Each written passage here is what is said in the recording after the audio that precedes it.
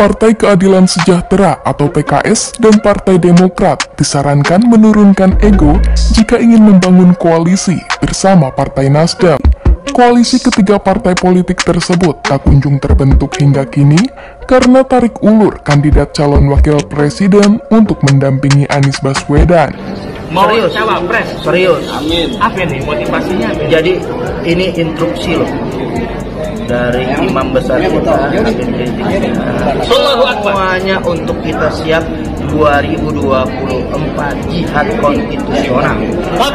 Kita akan meraih daripada jabatan kursi mulai dari RT sampai presiden harus kita raih. Jangan sampai pejabat-pejabat atau penguasa ini dikuasai oleh PKI, oleh orang-orang aliran sesat, penista agama, kelompok-kelompok, karena itu akan menghancurkan negara Indonesia. Untuk itu kita harus semua berjuang.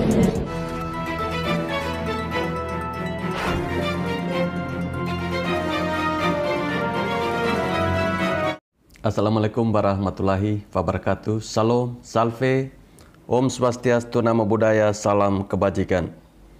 Teman-teman sebelum menonton video ini silahkan klik tombol subscribe bagi yang belum. Dan bagi teman-teman yang sudah, silakan klik like, komen, dan juga share videonya. Oh ya teman-teman, ada salah satu tanda love di situ. Jika berkenan, silahkan diklik di situ. Dan jangan lupa nyalakan loncengnya agar teman-teman tidak ketinggalan video-video terbaru dari channel YouTube Freddy Kako. Terima kasih. Salam Pancasila. Baik teman-teman, video saya kali ini saya akan membahas tentang bagaimana deadlocknya penentuan cawapres Anies Baswedan. Ya, saya kira terkait cawapresnya Anies Baswedan teman-teman, mungkin yang layak agar pasangan ini bisa lolos, ya alternatifnya adalah Novel Bamukmin. Karena kita ketahui bersama bahwa Novel Bamukmin ini didukung oleh jutaan umat. Jadi bisa dipastikan Pilpres akan berjalan satu putaran. Ya, jika kita melihat dari sejarah berdirinya Partai Nasdem, teman-teman, sangat jelas terlihat bahwa partai ini didirikan bukan dengan cara yang baik-baik, melainkan dengan cara yang tipu-tipu. Ya, awalnya kita melihat Surya Paloh ini kalah mencalonkan diri sebagai Ketua Umum Partai Golkar saat itu. Pasca itulah Surya Paloh kemudian mendirikan Ormas Nasdem. Ya, deklaratornya pada saat itu cukup banyak teman-teman. Mulai dari Sri Sultan Hamengkubuwono, terus ada Buya Syafi'i Ma'arif, kemudian Ahok, Budiman Sujatmiko, Franky Sahilatua, bahkan ada Khofifah Indra Parawansa, dan juga yang lainnya teman-teman. Ya, termasuk Anies Baswedan kalau saya tidak salah. Dan ada satu janjinya Surya Paloh saat itu teman-teman, yang sampai saat ini masih saya ingat jelas. Di mana Surya Paloh pada saat itu dia mengatakan bahwa Ormas Nasdem tidak akan pernah menjadi partai. Saya ulangi lagi ya. Ormas Nasdem tidak akan pernah jadi partai. Itu yang dikatakan oleh Surya Paloh saat itu, saat mendirikan Ormas Nasdem. Ternyata teman-teman, apa yang dia katakan itu adalah bohong. Nasdem kita ketahui bersama, pada akhirnya menjadi sebuah partai juga. Akibatnya apa? Para deklaratornya pun banyak yang kabur. Mereka bahkan enggan menjadi anggota dari Partai Nasdem. Termasuk Sri Sultan Hamengkubuwono ke-10 mundur dari Nasdem. Ya, Sri Sultan ini pun kecewa teman-teman. Beliau mengaku sangat kecewa. Dia melihat bahwa Nasdem itu berubah menjadi sebuah partai politik. Yang tersisa tentunya hanya Rio Capella. Itu pun mundur juga dari Nasdem pasca tersandung kasus menerima suap terkait dengan penanganan kasus ex-gubernur Sumatera Utara Gatot Pujo Nugroho. Teranyar teman-teman, partai ini pun kembali berulah tidak ada angin, tidak ada hujan. Tiba-tiba bermain di dua kaki. Satu sisi partai ini mendukung Anies Baswedan, yang notabene Anies Baswedan ini berseberangan dengan Bapak Jokowi. Kemudian satu sisi lagi teman-teman, ada kadernya yang jadi menteri dalam pemerintahan Bapak Jokowi. Jadi kalau ada pertanyaan, apakah Nasdem itu partai oposisi atau koalisi pemerintah? Tentunya saya pribadi juga susah untuk menjawab. Kalau teman-teman bagaimana? Ya karena saya melihat partai ini ada di posisi dua-duanya. Oposisi dan juga pendukung pemerintah. Hanya saja yang namanya pilihan tetap ada risiko. Termasuk main di dua kaki teman-teman. Ya kita melihat bagaimana Nasdem ini pasca mendukung Anies Baswedan, elektabilitasnya ini bahkan menurun seketika. Bahkan terbaru, Lembaga Survei Indonesia, Denny JA, mengatakan bahwa Partai Nasdem terancam gagal lolos ke Senayan pada pemilu 2024 mendatang. Selanjutnya Nasdem diusir secara halus oleh PDIP yang notabene partainya Bapak Jokowi agar keluar dari koalisi. Tapi sampai saat ini tidak keluar-keluar juga teman-teman. Ya memang benar-benar muka badak sih. Dan resiko paling menarik yang dialami oleh Nasdem karena bermain di dua kaki tersebut, yaitu dua partai calon koalisi pengusung Anies, yakni PKS dan juga Demokrat, mulai berebutan kursi cawapres Anies. Partai Demokrat ingin AHY mendampingi Anies, sedangkan PKS ingin Aher yang menjadi wakil mantan gubernur DKI itu. Sekarang bisa dikatakan hubungan Demokrat dan juga PKS memanas, bentrok. Masing-masing tidak mau mengalah. Semuanya mau jadi wakil presiden. Padahal jelas kursi calon wakil presiden itu hanya satu. Tidak bisa ditambah jadi dua.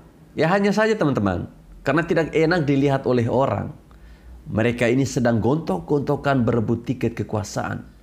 Rivalitas kedua partai oposisi ini tidak ditampakkan ke publik. Ya sangat wajar sih menurut saya kalau mereka ini berebutan kursi cawapresnya Anies. Demokrat mau cari selamat dari tidak lolos ke parlemen. Ya pasalnya kita ketahui bersama bahwa pada pemilu 2019 lalu, Partai Demokrat berada di posisi ke-7 dari 9 partai yang ada perwakilan di Senayan.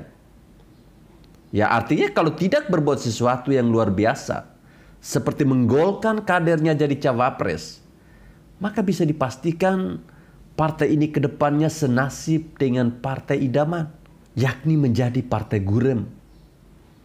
Sedangkan PKS jelas, selama partai itu berdiri tidak pernah sekalipun ada kadernya yang jadi cawapres ataupun capres. Padahal kualitas partai ditentukan seberapa yang mampu mengusung kadernya untuk bertarung memperebutkan kursi RI 1 maupun RI 2. Memang sih PKS ini punya presiden sendiri, yakni Presiden PKS yang kini dijabat oleh Ahmad Saiku. Tapi itu tidak cukup Ferguson untuk partai dakwah ini naik kelas menjadi partai papan atas. Hal inilah yang membuat partai ini menggebu-gebu ingin sekali menjadikan kadernya sebagai cawapres Anies Baswedan. Ya apalagi kalau diperhatikan, PKS ini lebih unggul dibandingkan dengan Demokrat. Yang pertama teman-teman, perolehan suaranya lebih besar dari Demokrat. Terus yang kedua, cawapresnya Aher ini lebih matang dibandingkan dengan AHY. Wan Aher pernah jadi gubernur 2 periode. Sedangkan Wan AHY 0 pengalaman jadi kepala daerah. Ya lagi pula pada Pilpres 2009 lalu, PKS ini kan mengusung capres dari Partai Demokrat, yakni SBY. Gantian dong. Kini giliran Demokrat lagi yang mengusung kader PKS. Ya, akan tetapi teman-teman, kalau memang deadlock terus-menerus dalam menentukan cawapres ini, ya saya melihat sebenarnya gawat juga teman-teman. Posisi Anies yang terancam. Maka solusi terbaiknya adalah Demokrat dan juga PKS sama-sama tidak mengusung kadernya saja. Ya, biar lebih adil begitu. Biar sama-sama puas begitu. Biarlah cawapres Anies itu bukan kader parpol. Ada banyak kok cawapres potensial yang bukan berasal dari partai. Salah satunya adalah Novel Bamukmin. Ya, sebagaimana kita ketahui bahwa Novel Bamukmin ini, dia bahkan pernah menyatakan dirinya siap menjadi cawapresnya Anies. Artinya dia sekarang ini lagi wait and see. Menunggu dan melihat. Ketika dapat restu dari ketiga partai itu untuk mendampingi Anies, sudah bisa dipastikan langsung diterimanya dengan tangan terbuka, dengan senang hati. Dan meskipun orang seperti itu rada-rada kurang meyakinkan, si Novel ini punya kelebihan banyak loh. Pertama, ya ini Habib. Ya meskipun Habib KW atau Habib palsu ya, bisalah dipoles seolah jadi Habib benaran. Terus yang kedua, dia ini sudah dapat restu dari Rizik Syihab, si Imam Jumbo itu. Ya, Anies kita ketahui dapat dukungan dari Rizik. Dan Novel juga dapat restu dari Rizik. Ini kan klop sekali. Lalu yang ketiga, Novel pernah mengatakan jika dirinya jadi cawapres Anies akan didukung oleh 130 juta rakyat Indonesia. Artinya peluang untuk duet Anies Novel ini menang sangat besar. Serta yang paling penting, kalau Novel jadi cawapres adalah tidak akan ada lagi demo-demo. Demo save ini, save itu sudah tidak ada lagi. Karena tukang demonya sudah masuk istana semua. Ya, sebagai penutup video kita doakan semoga si Novel ini bisa dipilih oleh Anies Baswedan menjadi calon wakil presidennya dia. Kasihan. Dia sudah mengemis-ngemis seperti itu. Dia sudah membuka diri, sudah membuka hati untuk bersedia menjadi calon wakil presiden. Dia bersedia mendampingi Anies Baswedan. Baik teman-teman, saya kira sampai di sini video saya. Terima kasih bagi teman-teman yang sudah menonton video ini. Dan terima kasih juga bagi teman-teman yang masih tetap setia menonton channel ini. Jika dirasa video ini sangat bermanfaat, silakan di-share sebanyak-banyaknya. Terima kasih.